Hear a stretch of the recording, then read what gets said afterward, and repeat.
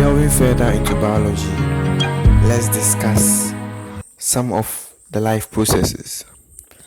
We have mentioned in the past videos Miss Green, and that's movement, respiration, sensitivity, growth, reproduction, excretion, and nutrition. For nutrition and respiration, we'll talk about them pretty soon when we delve into photosynthesis. And we'll also discuss metabolism and delve into other life processes. But today we'll be dealing with movement and growth. And maybe sensitivity. All living beings move.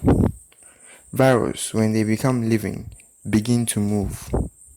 When we really want to differentiate between the living and non-living, we'll have to take a closer look at virus. But for another time.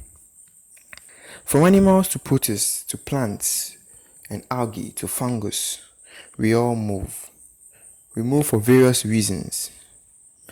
This could be because we want to feed, so hunting, or we are running away from predators. This is more complex for humans to say the least, but you all know that, right? Let's look at plants. There could be two general types of movement that occurs in plants. We have the tropic movement and the nastic movement. Tropic movement or tropism is a directional movement where plants turn towards or away from stimulus. We could also say plants move due to their sensitivity towards the environment. Tropic movements are related to growth in the sense that when we take a plant, the leaves, or let me say the shoot, it goes towards the reach of sunlight. So it enhances the growth of the plants here. This is why plants devoid of sunlight in all directions except a tiny portion in a particular direction leaves the plant no other option than to grow towards that direction. The root also grows in the direction of gravity and nutrients, of course. Some roots can go far deep into the soil.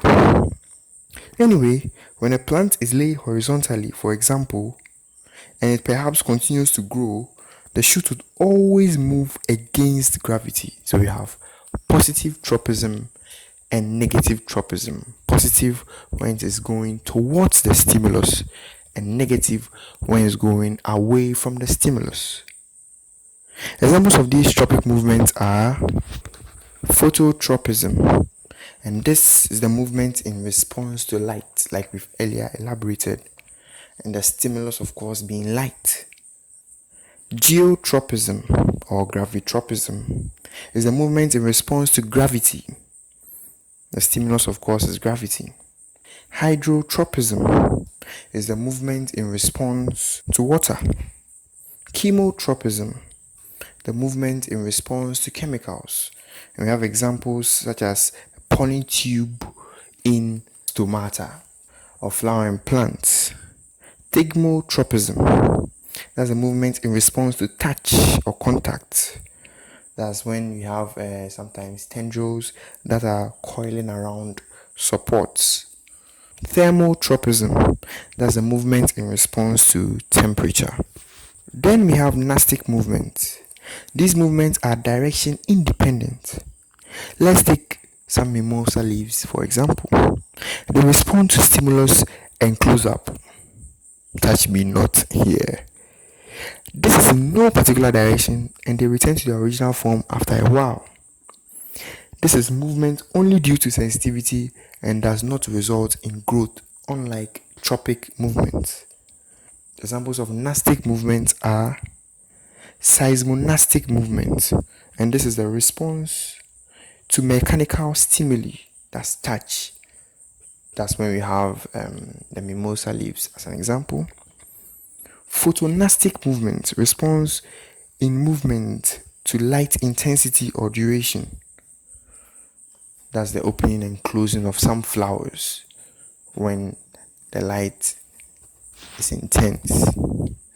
Thermonastic movement, that's movement in response to temperature changes. Sometimes the petals respond to these movements and open and close up. Nictinastic movement in response to day and night cycles.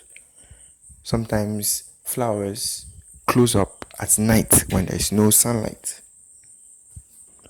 Thigmonastic movement in response to touch or mechanical stimuli.